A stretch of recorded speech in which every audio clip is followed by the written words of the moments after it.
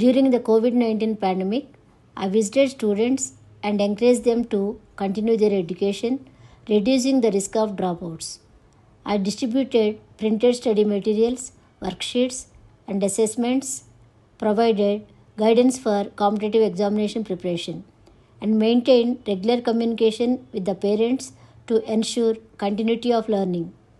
అంటే నువ్వు మార్నింగ్ 10 నుండి స్టార్ట్ చేసావు అనుకో 10 to 5 వరకు నువ్వు ఎన్ని సబ్జెక్ట్స్ అయితే రోజుకి ఒక 3 సబ్జెక్ట్స్ చదువు, అంతకంటే ఎక్కువ.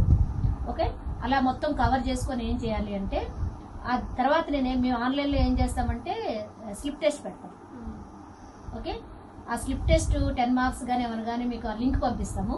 ఆ లింక్తో టెస్ట్ దానిలో చేయాలన్నమాట. టెస్ట్ చేసిన ఎన్ని మార్క్స్ వచ్చి మళ్ళీ దానికి మేము పంపిస్తాం ఎన్ని మార్క్స్ వచ్చాయి మీకు అని. సో టోటల్గా ఎన్ఎంఎంఎస్ మనము ఆన్లైన్లో స్టార్ట్ చేస్తాము. సో దీనికి సంబంధించిన మెటీరియల్ అంతా కూడా నీకు తర్వాత ప్రొవైడ్ చేస్తాను నేను. ఓకేనా, దీని గురించి ఓకే వైపు చూపించు.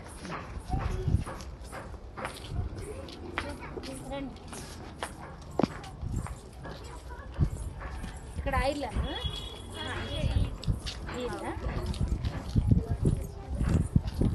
నేను వెళ్ళి చెప్తుంటే కూడా నువ్వు ఇదేనా? ఇదే. ఓకే,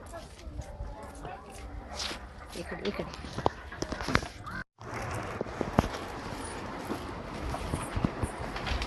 అసలు బుక్ చదివారా? 8th క్లాస్ బుక్ మీరు?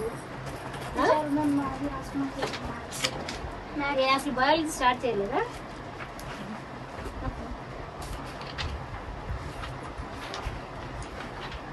ఒక పాఠం కూడా చదవలేదు నాన్న? మేడ్చల్ బడిలో ఉన్నాయి కదా వెబ్సైట్లో, దానిలోకి వెళ్ళి లెసన్ చూడలేదు.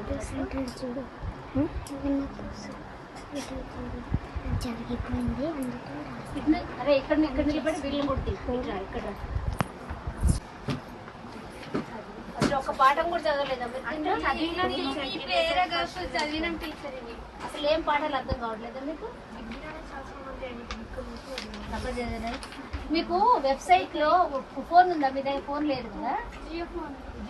జియో ఫోన్ లో అయినా వస్తాయి.